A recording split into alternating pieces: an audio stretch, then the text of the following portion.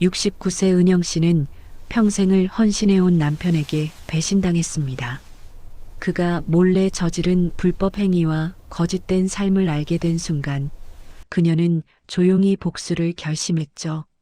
사람들은 늙은 여자가 무엇을 할 수 있겠느냐고 말했지만 은영 씨는 법으로 그리고 진실로 응답했습니다. 이제 그녀의 30년 인생이 뒤바뀌는 날이 시작됩니다. 은영 씨는 새벽 햇살이 비치는 거실에 앉아 있었습니다. 조용히 흘러나오는 시계 초침 소리가 유난히 크게 들렸습니다. 남편의 출근 시간은 이미 지났지만 오늘도 그는 어제처럼 집을 나서지 않았습니다. 신문을 펼쳐든 남편의 표정은 무표정했지만 이상하게도 손끝이 떨리고 있었죠. 은영 씨는 그런 모습을 몇 달째 지켜보고 있었습니다. 그의 사업이 어려워졌다던 말은 거짓이었고 수상한 외출이 늘어만 갔습니다. 예전엔 함께 마시던 아침 커피도 이제는 각자 따로였습니다. 그녀의 눈빛엔 의심과 불안이 서려 있었습니다. 여보, 오늘은 또 나가요? 은영 씨의 조심스런 물음에 남편은 짧게 대답했습니다. 회의가 있어서 늦을 거야. 그는 그렇게 말하고 곧장 나가버렸습니다. 남은 커피잔 위에는 김이 채 사라지기도 전에 쓴 냄새만 남았습니다. 은영 씨는 천천히 일어나 남편의 서류 가방을 바라보았습니다. 며칠 전부터 그 가방이 이상하게 신경 쓰였습니다. 그녀는 잠시 망설이다 가방을 열었습니다. 안에는 낯선 여성 이름이 적힌 통장 한 권이 들어 있었습니다. 잔액은 적지 않았고 입금 내역은 꾸준했습니다. 그 순간 심장이 쿵 하고 내려앉았습니다. 이게 뭐야? 그녀의 목소리가 작게 새어나왔습니다. 손끝이 떨려 통장을 닫지 못한 채 멍하니 서 있었습니다. 그때 현관문이 덜컥 열렸습니다. 남편이 다시 돌아와 짐을 챙기려다 그 모습을 보고 잠시 멈칫했습니다. 그건 거래처 돈이야. 건드리지 마. 그의 말은 짧았지만 눈빛엔 분노가 담겨 있었습니다. 그러나 은영 씨는 더 이상 물러서지 않았습니다. 그녀는 그날 밤 가방 속 통장을 꺼내와 유심히 들여다봤습니다. 거래처라던 이름은 어디에서도 본 적이 없는 인물이었습니다. 의심은 확신으로 바뀌었습니다. 그녀는 다음 날 남편의 서랍 안을 뒤져 작은 USB를 발견했습니다. 그 안엔 익숙한 회사 이름 그리고 금액표와 서명이 가득했습니다. 은영 씨는 숨을 고르며 파일을 열어보았습니다. 남편이 회사 자금을 빼돌리고 조작한 흔적이 고스란히 남아 있었습니다. 그녀의 손끝이 차갑게 굳었습니다. 밤이 깊어가고 창밖엔 가로등 불빛만 희미하게 깜빡였습니다. 은영 씨는 의자에 앉아 오랜 시간 동안 아무 말도 하지 않았습니다. 30년간의 결혼 생활이 한순간에 부서져 버린 기분이었습니다. 그녀의 마음속엔 분노보다 더 깊은 허무가 번져갔습니다. 그때 머릿속을 스친 생각은 단 하나였습니다. 이 사람의 진짜 얼굴을 세상에 보여주자. 은영 씨는 조용히 USB를 손에 쥐고 불을 끄며 눈을 감았습니다. 이제 그녀의 긴 복수가 시작되려 하고 있었습니다. 은영 씨는 새벽 5시에 눈을 떴습니다. 방 안은 고요했고 남편은 이미 집을 나간 뒤였습니다. 탁자 위에 남겨진 USB를 다시 꺼내 들자 심장이 빠르게 뛰었습니다. 어제의 충격이 채 가시지 않았지만 이제 되돌릴 수는 없었습니다. 그녀는 USB 내용을 다른 메모리로 복사해 금고 안에 숨겼습니다. 남편이 눈치채더라도 원본이 사라지지 않도록 하기 위해서였습니다. 복사하는 동안 그녀의 손끝은 떨렸지만 눈빛은 단단했습니다. 오랜 세월 가족을 지켜온 사람의 결심에는 더 이상 망설임이 없었습니다. 그날 오후 은영 씨는 친구 수연을 찾아갔습니다. 수연은 젊을 때부터 활발하고 행동이 빠른 사람이었습니다. 이거 그냥 바람 같은 게 아니야. 뭔가 더 있어. 은영 씨가 떨리는 목소리로 말하자 수연은 진지하게 모니터를 바라봤습니다. 수연은 IT 회사에서 일하는 아들을 통해 남편의 금융 내역을 확인했습니다. 결과는 충격적이었습니다. 남편 명의 외에도 여러 개의 차명 계좌가 존재했고 돈이 반복적으로 빠져나가고 있었습니다. 일부는 부동산으로 전환되어 있었죠. 이건 단순히 돈 문제가 아니야. 범죄야. 수연의 목소리가 낮게 깔렸습니다. 은영 씨는 아무 말도 하지 못했습니다. 남편이 자신 명의의 예금까지 담보로 잡았다는 사실을 알고 눈앞이 캄캄해졌습니다. 그녀는 머리를 감싸주며 한참을 앉아 있었습니다. 분노와 배신감이 뒤섞였지만 감정만으로는 아무것도 해결되지 않는다는 걸 알았습니다. 감정으론 안 돼요. 증거로 가야죠. 그녀의 속삭임은 자신에게 건네는 다짐 같았습니다. 그날 밤 은영 씨는 오랜 지인 박준호를 찾아갔습니다. 그는 퇴직한 형사로 인생의 여러 추한 얼굴을 다 본 사람이었습니다. 은영 씨의 이야기를 들은 준호는 잠시 생각하더니 조용히 말했습니다. 직접 움직이면 위험해요. 법으로 가야 합니다. 그는 은영 씨에게 자료를 공증받는 방법과 증거 보존 절차를 자세히 알려줬습니다. 다음 날 그녀는 USB와 통장 사본을 공증 사무실에 제출했습니다. 직원의 눈빛이 잠시 머뭇거렸지만 은영 씨는 눈을 피하지 않았습니다.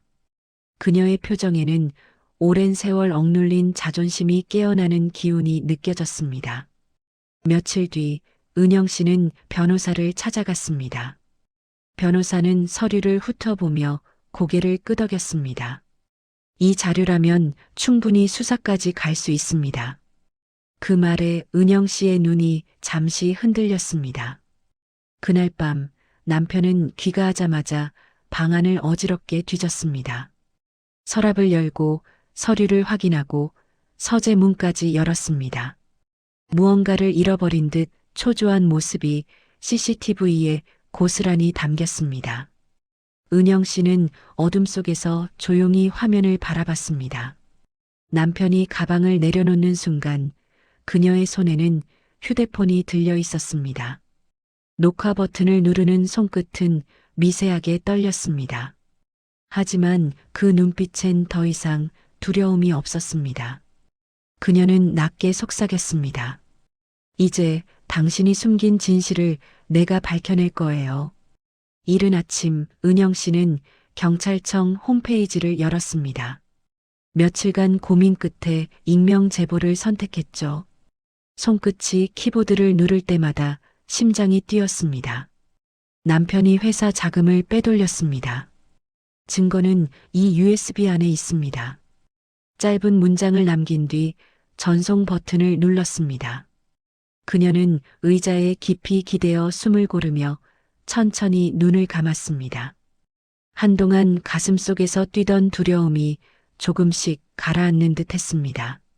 하지만 그 평온함도 잠시뿐, 세상은 곧 움직이기 시작했습니다. 며칠 후 뉴스 자막에 지역 기업인 비자금 의혹이라는 문구가 떠올랐습니다. TV 속 앵커의 목소리가 그녀의 심장을 찔렀습니다. 이름은 공개되지 않았지만 영상사의 대표가 경찰 조사를 받고 있습니다. 그 대표는 바로 남편이었습니다. 은영 씨는 리모컨을 내려놓고 두 손으로 얼굴을 감쌌습니다. 그토록 두려워하던 일이 현실이 된 순간이었습니다. 남편은 그날 저녁 평소와 달리 조용했습니다. 식탁에 앉아 밥을 먹던 그는 젓가락을 내려놓고 깊은 한숨을 내쉬었습니다. 회사에 이상한 소문이 돌아 누가 경찰에 제보했대. 은영 씨는 아무 말도 하지 않았습니다. 대신 평온한 표정으로 그를 바라봤습니다. 그녀의 침묵이 오히려 불안함을 자극했는지 남편은 눈빛을 좁혔습니다.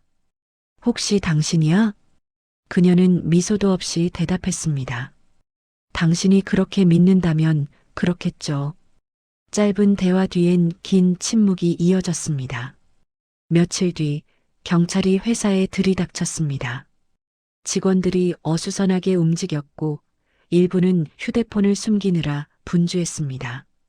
남편은 평정심을 잃지 않으려 애썼지만 얼굴엔 땀방울이 맺혔습니다.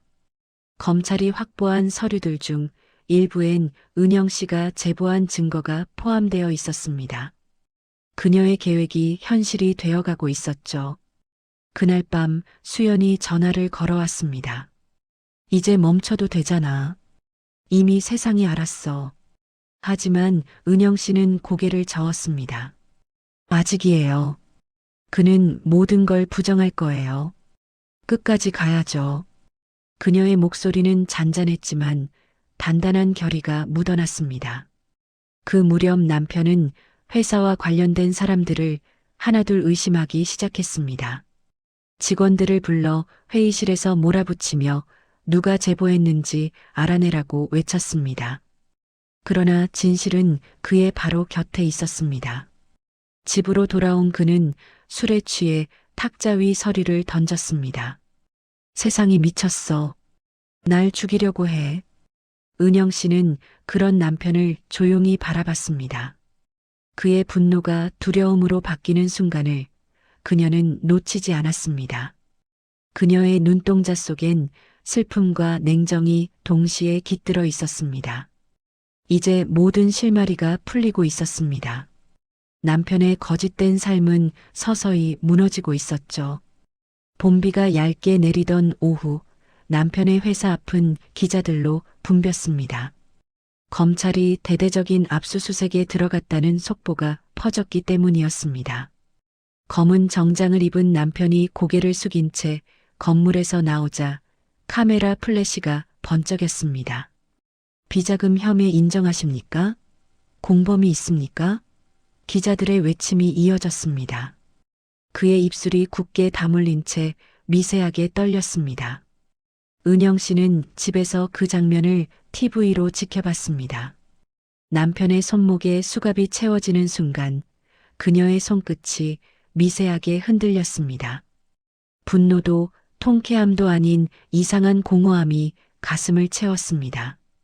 30년을 함께한 사람의 추락이었고 동시에 자신의 선택이기도 했으니까요. 그녀는 리모컨을 내려놓고 천천히 숨을 내쉬었습니다. 전화벨이 울렸습니다. 은영 언니 괜찮아요? 수연의 목소리엔 걱정이 가득했습니다. 괜찮아요. 오래전부터 각오한 일이니까요. 은영 씨는 짧게 대답했지만 목소리엔 피로가 묻어났습니다. 그날 저녁 박준호가 찾아왔습니다. 이제 신분이 노출될 가능성이 있습니다. 조심하셔야 해요. 그는 서류 봉투를 내밀며 은영 씨의 이름을 가린 보호 요청서를 건넸습니다. 검찰이 당신이 제보자라는 걸 눈치챌 수도 있습니다. 그녀는 잠시 봉투를 바라보다 고개를 끄덕였습니다. 그날 밤 집 앞에는 낯선 남자 둘이 서성이고 있었습니다. 가로등 불빛 아래서 그들의 그림자가 길게 늘어졌습니다. 은영 씨는 커튼을 살짝 젖히고 조용히 지켜봤습니다. 남편의 변호사가 사람을 보낸 것임을 직감했습니다. 그녀의 손이 본능적으로 휴대폰을 움켜쥐었습니다. 며칠 뒤 신문 일면에는 남편의 이름이 실명으로 공개됐습니다. 오호 상사 대표 횡령비자금 혐의로 구속. 그 문장을 보는 순간 은영 씨의 눈시울이 뜨거워졌습니다. 하지만 눈물은 흘러내리지 않았습니다. 그녀는 그저 고개를 들어 천장을 바라보며 마음을 다잡았습니다. 다음 날 법원 앞 남편은 카메라 앞에 서서 억울함을 주장했습니다. 모든 건 조작입니다. 누군가 날 음해하려는 겁니다. 그의 목소리는 흔들렸고 얼굴은 분노로 일그러졌습니다. 그러나 그 말은 아무에게도 닿지 않았습니다. 사람들의 시선 속에 그는 더 작아져 보였습니다. 은영 씨는 그 장면을 멀리서 지켜봤습니다. 우산을 쥔 손이 젖어 있었지만 그녀는 피하지 않았습니다. 남편의 시선이 잠시 허공을 향할 때 그녀는 천천히 돌아섰습니다. 이제 시작이네요. 그녀의 입술이 조용히 움직였습니다. 그녀의 복수는 단순한 감정이 아닌 진실을 드러내는 싸움으로 바뀌어 가고 있었습니다. 그날 밤 집으로 돌아온 은영 씨는 거실불을 끄고 창문을 닫았습니다. 비냄새가 희미하게 스며들었고 어둠 속에서 심장이 고요히 뛰었습니다. 남편의 이름이 뉴스에서 반복될 때마다 그녀의 과거가 하나씩 사라지는 듯 했습니다. 그녀는 마지막으로 USB를 꺼내 서랍 깊숙이 넣었습니다. 이제 세상이 판단하겠죠. 그녀의 목소리는 낮았지만 더 이상 흔들림이 없었습니다. 초겨울에 찬 공기가 법원 복도를 스쳤습니다. 은영 씨는 베이지색 코트를 단단히 여며 쥔 채 천천히 걸었습니다. 오늘은 남편의 첫 재판이 열리는 날이었습니다. 법정 앞엔 기자들과 구경꾼이 몰려들었고 카메라 플래시가 번쩍였습니다. 그녀는 잠시 눈을 감고 마음을 다잡았습니다. 재판정 안은 긴장감으로 가득했습니다. 판사가 입장하자 모든 사람이 일어섰고 이내 고요가 찾아왔습니다. 피고석에 앉은 남편은 고개를 들지 않은 채 차가운 표정을 유지했습니다. 그러나 그의 손끝은 미세하게 떨리고 있었습니다. 은영 씨는 방청석 한켠에서 그 모습을 묵묵히 바라봤습니다. 검찰이 증거 목록을 읽기 시작했습니다. USB, 공증 서류, 금융거래 내역, 부동산 매입 기록. 모든 문서가 한 장씩 스크린에 띄워질 때마다 법정은 술렁였습니다.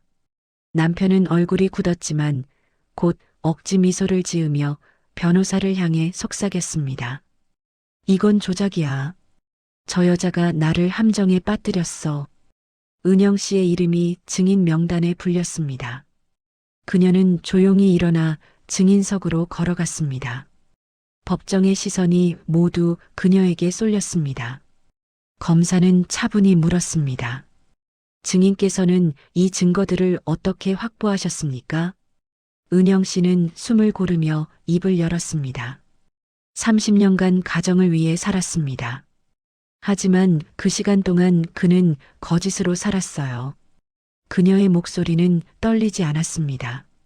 저는 증거를 훔친 게 아닙니다. 우리 집 안에 있던 진실을 확인했을 뿐이에요. 법정 안이 정적에 휩싸였습니다. 남편은 자리에서 벌떡 일어나 소리쳤습니다. 거짓말이야. 저 여자는 정신이 이상해. 나를 모함하려는 거야. 판사는 망치를 두드리며 경고했습니다. 피고인은 발언을 자제하십시오. 그 순간 남편의 표정은 분노와 공포가 뒤섞인 얼굴로 변했습니다. 검찰은 추가 증거를 제시했습니다. 횡령된 자금이 차명 계좌를 통해 부동산으로 전환된 내역, 서명된 문서, 위조된 거래 기록. 모든 게 남편의 손으로 연결되어 있었습니다. 방청석에서 탄식이 흘러나왔고 기자들의 손이 바삐 움직였습니다. 남편은 고개를 숙인 채 아무 말도 하지 못했습니다. 재판은 3달간 이어졌습니다. 그동안 은영 씨는 단 한 번도 빠지지 않고 방청석에 앉았습니다. 하루하루가 고통이었지만 그녀는 물러서지 않았습니다. 이제라도 진실이 밝혀졌으니 됐어요. 그녀의 마음속엔 복수가 아닌 해방이 자리 잡기 시작했습니다. 마지막 공판날 판사의 목소리가 울려 퍼졌습니다. 피고인 이모 씨에게 징역 7년을 선고합니다. 법정 안은 조용했습니다. 남편은 아무 말 없이 고개를 떨어뜨렸고 은영 씨는 천천히 눈을 감았습니다. 눈물은 흐르지 않았습니다. 그저 오랜 어둠이 끝났다는 안도의 숨이 흘렀습니다. 법정을 나서며 그녀는 하늘을 바라봤습니다. 한겨울의 햇살이 유리창 사이로 스며들고 있었습니다. 그녀는 천천히 미소를 지었습니다. 이제 내 삶을 되찾을 시간이네요. 그녀의 발걸음은 오랜 세월의 무게를 내려놓듯 가볍게 울려 퍼졌습니다. 재판이 끝난 지 일주일이 지났습니다. 도시의 겨울은 여전히 차가웠지만 은영 씨의 집안엔 묘한 고요가 감돌았습니다. 남편의 이름이 뉴스에서 사라지고 세상의 관심도 조금씩 식어갔습니다. 그러나 그녀의 마음속엔 아직 싸늘한 잔상이 남아 있었습니다. 그 잔상은 복수의 끝이 아니라 다시 살아가야 할 시작의 무게였습니다. 그녀는 거실 서랍을 열고 오래된 결혼 반지를 꺼냈습니다. 은빛이 바랬고 손가락에 끼우던 자리엔 이미 빈 자국만 남아 있었습니다. 이제 그만 보내야겠네요. 혼잣말처럼 내뱉은 말은 허공에 스며 사라졌습니다. 그녀는 반지를 작은 유리병에 넣어 책장 깊숙이 밀어 넣었습니다. 며칠째 전화가 울리지 않았습니다. 친척들도 오래된 친구들도 연락을 피했습니다. 세상은 그녀를 정의로운 제보자라 부르면서도 동시에 가정을 무너뜨린 여자로 속삭였습니다. 그녀는 신문을 접어두고 고요히 창밖을 바라봤습니다. 가로수가지 사이로 흰 눈이 내리고 있었습니다. 그날 오후 수연이 들고 온 따뜻한 차 냄새가 집안을 채웠습니다. 이제 다 끝났어요, 언니. 조금은 숨 쉬어야죠. 은영 씨는 미소를 지으려 했지만 입꼬리만 살짝 올라갔습니다. 끝났을까요? 세상은 있겠지만 난 아직 못 있겠어요. 그녀의 목소리엔 오래 묵은 피로가 묻어났습니다. 수연은 잠시 그녀를 바라보다 말을 꺼냈습니다. 그럼 새로운 시작을 해야죠. 카페 어때요? 이름은 새벽의 잔. 은영 씨는 놀란 듯 고개를 들었습니다. 내가 그런 걸 할 수 있을까요? 언니가 못할 게 어딨어요. 커피 내리면서 사람들 이야기 들어주는 거, 그게 언니잖아요. 며칠 뒤 박준호가 찾아와 도와주겠다고 말했습니다. 허가 절차나 계약은 제가 도와드릴게요. 이제는 법이 아니라 삶으로 싸워야 할 때예요. 그녀는 고개를 끄덕였습니다. 그의 말이 마음 한켠 깊이 스며들었습니다. 은영 씨는 작은 수첩을 꺼내 계획을 하나씩 적기 시작했습니다. 새 카페 자리를 보러 간 날, 낡은 건물 한켠에서 커피 향이 퍼졌습니다. 햇살이 벽돌 틈 사이로 스며드는 모습이 마치 새 출발을 축복하는 듯 했습니다. 그녀는 빈 공간 한가운데 서서 조용히 중얼거렸습니다. 여기라면 다시 시작할 수 있겠네요. 그 순간 오랜 짐이 조금은 내려가는 기분이 들었습니다. 몇 주 뒤 새벽에 잔이라는 작은 간판이 걸렸습니다. 처음 방문한 손님은 수연이었고 두 번째는 동네의 낯선 노인이었습니다. 그들은 따뜻한 커피를 마시며 그녀에게 감사 인사를 전했습니다. 이 집 커피는 마음을 녹이네요.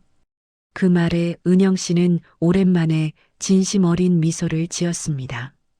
밤이 되어 가게 불을 끄고 나서 그녀는 문 앞에 서 있었습니다. 유리창 너머로 반사된 자신의 얼굴이 한층 단단해 보였습니다. 손에는 남편이 보낸 편지가 들려 있었습니다. 열어보려다 그녀는 잠시 생각한 뒤 편지를 서랍에 넣었습니다. 이제 그 사람의 말은 필요 없어요. 그녀는 조용히 문을 닫고 카운터 뒤에 심어둔 작은 화분에 물을 주었습니다. 그 잎사귀에 맺힌 물방울이 조명에 반짝였습니다. 삶은 여전히 고요했지만 그 고요는 더 이상 두려움이 아니었습니다. 은영 씨는 속삭이듯 말했습니다. 오늘도 잘 버텼어요. 이제 나의 시간이에요. 봄 기운이 조금씩 느껴지던 어느 날 새벽에 잔 카페 문 앞엔 사람들이 줄을 섰습니다. 언론에 은영 씨의 이야기가 다시 소개되면서 그녀의 이름이 또다시 세상에 오르내렸기 때문이었습니다. 용기 있는 제보자, 그 후의 삶이라는 제목의 기사였죠. 기자들은 카페 사진을 찍고 손님들은 조심스레 커피를 마시며 속삭였습니다. 저분이 그 은영 씨래요. 진짜 대단하지 않아? 그녀는 커피를 내리며 사람들의 시선을 애써 외면했습니다. 한때 세상에 관심이 두려웠지만 이제는 그냥 바람처럼 흘려보낼 줄 알았습니다. 하지만 인터넷엔 또 다른 이야기들이 떠돌았습니다. 남편을 감옥에 보낸 여자, 가정을 망가뜨린 복수심이라는 댓글이 달렸습니다. 그녀는 모니터를 닫고 조용히 커피 향이 퍼지는 창가에 섰습니다. 수연이 카운터 뒤에서 머그잔을 닦으며 말했습니다. 사람들이 뭐라 하든 신경 쓰지 마요. 결국 언니가 옳았잖아요. 은영 씨는 짧게 웃었습니다. 옳고 그름보다 그저 진실이었을 뿐이에요. 그녀의 목소리는 차분했지만 그 안엔 여전히 미묘한 슬픔이 깃들어 있었습니다. 하루는 낯선 노인이 조심스레 카페 문을 열었습니다. 낡은 모자를 벗으며 이 집이 그렇게 좋다기에 와봤소? 라며 웃었습니다. 그는 커피를 한 모금 마신 뒤 고개를 끄덕였습니다. 참 묘하네요. 커피 맛이 사람 마음 같소? 쓰지만 따뜻하군. 은영 씨는 그 말을 듣고 잠시 멈춰 섰습니다. 노인은 잠시 그녀를 바라보다 조용히 말을 이었습니다. 혹시 그 은영 씨 맞죠? 기사에서 본 그분. 그녀는 미소를 지으며 고개를 숙였습니다. 그랬던 사람이에요. 지금은 그냥 카페 주인이죠. 노인은 가볍게 웃으며 덕분에 나도 용기를 냈소. 라 말했습니다. 그 말을 듣는 순간 은영 씨의 눈가가 조금 젖었습니다. 자신의 이야기가 누군가에게 위로가 될 줄은 몰랐습니다. 그녀는 노인이 떠난 뒤에도 한참 동안 창밖을 바라봤습니다. 거리를 오가는 사람들, 봄 햇살에 비친 먼지, 그리고 새로 돋은 잎사귀들이 유난히 따뜻해 보였습니다. 그녀의 마음속에도 작은 새싹이 자라나고 있었습니다. 그날 저녁 박준호가 카페 문을 열고 들어왔습니다. 잘 지내죠? 요즘 기사 때문에 또 시끄럽던데. 괜찮아요. 세상이 뭐라 해도 이제는 흔들리지 않아요. 그녀는 웃으며 커피를 내렸습니다. 그 향은 오랜 세월의 상처를 감싸 안듯 부드럽게 퍼져나갔습니다. 문이 닫히고 카페 안은 다시 조용해졌습니다. 은영 씨는 계산대를 정리하다가 문득 창밖을 보았습니다. 길 건너편 벤치에는 젊은 부부가 손을 잡고 앉아 있었습니다. 그 모습을 보며 그녀는 작게 속삭였습니다. 사람은 결국 사랑으로 사는 거죠. 미움으로 끝낼 순 없어요. 그녀는 불을 끄고 문을 잠그며 마지막으로 카페를 한번 둘러봤습니다. 커피 향과 나무의 냄새가 섞인 따뜻한 공간이었습니다. 세상은 여전히 시끄러웠지만 그녀의 하루는 고요했습니다. 그리고 그 고요 속에서 진짜 평화가 자라나고 있었습니다. 시간은 어느새 2해를 흘러 은영 씨는 71가 되었습니다. 카페 새벽의 잔은 여전히 동네 사람들에게 사랑받는 공간이었죠. 아침마다 커피를 내리며 찾아오는 손님들에게 인사를 건네는 일이 이제 그녀의 하루가 되었습니다. 그녀의 얼굴엔 예전보다 더 많은 주름이 늘었지만 그 주름 속엔 평화가 깃들어 있었습니다. 봄바람이 살짝 열린 창문 사이로 스며들었습니다. 그날도 낯선 젊은 기자가 찾아왔습니다. 은영 선생님 맞으시죠? 예전 사건 때 많은 분이 감동받았어요. 그 이야기를 다시 기사로 써도 될까요? 은영 씨는 잠시 커피를 내리던 손을 멈추고 조용히 웃었습니다. 그 일은 이제 다 지난 이야기예요. 그녀는 천천히 대답했습니다. 세상은 이미 진실을 받고 나는 이제 그저 살아가는 중이에요. 기자는 잠시 머뭇거리다 그녀의 말 속에서 무게를 느꼈는지 고개를 숙였습니다. 그럼 지금의 삶에 대해 써도 될까요? 은영 씨는 부드럽게 고개를 저었습니다. 삶은 보여주는 게 아니라 살아내는 거예요. 난 그렇게 살고 있을 뿐이죠. 그녀는 기자에게 따뜻한 커피 한 잔을 건넸습니다. 잔에서 피어오르는 김 사이로 부드러운 미소가 번졌습니다. 기자는 조용히 커피를 마시고 아무 말 없이 나갔습니다. 그날 오후 카페 문을 닫고 그녀는 근처 공원으로 걸어갔습니다. 오래전 심었던 작은 나무가 어느새 어른 키만큼 자라 있었습니다. 바람이 불자 연두빛 잎들이 반짝이며 흔들렸습니다. 그녀는 나무 밑에 앉아 작은 봉투를 꺼냈습니다. 그 안에는 편지 한 장이 들어 있었습니다. 편지에는 짧은 문장 하나만 적혀 있었습니다. 나는 복수를 한 게 아니라 정의를 회복한 것이다. 그녀는 천천히 봉투를 접어 나무 아래에 묻었습니다. 손끝에 닿는 흙의 감촉이 따뜻했습니다. 눈을 감자 지난 세월의 기억들이 조용히 스쳐 지나갔습니다. 이젠 됐어요. 그녀의 목소리는 아주 낮았지만 맑고 단단했습니다. 멀리서 아이들의 웃음소리가 들려왔고 하늘엔 하얀 구름이 흘렀습니다. 은영 씨는 고개를 들어 하늘을 바라봤습니다. 햇살이 얼굴에 내려앉자 눈가에 잔잔한 미소가 피어났습니다. 그날 저녁 수연이 카페로 찾아왔습니다. 언니, 오늘은 일찍 닫았네요. 조금 쉬고 싶었어요. 봄이 오니까 마음도 따뜻해지네요. 두 사람은 나란히 앉아 창밖을 바라봤습니다. 창문 너머로 노을이 천천히 물들어가고 있었습니다. 이제 진짜 끝났네요, 언니. 아니요. 은영 씨가 미소 지었습니다. 끝이 아니라 이제야 시작이에요. 내 인생의 진짜 봄이요. 그녀는 조용히 커피잔을 들어 올렸습니다. 잔에서 올라오는 향이 그녀의 새로운 삶을 축복하듯 퍼져나갔습니다.